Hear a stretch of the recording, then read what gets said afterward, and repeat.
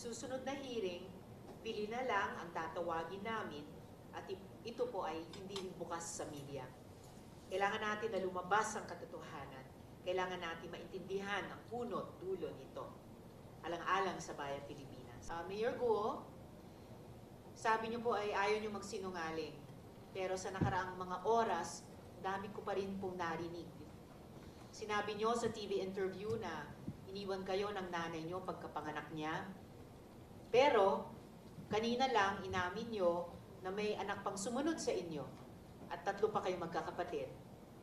Sabi niyo, nalaman yung kapatid niyo, sina Sheila at Seaman Guo.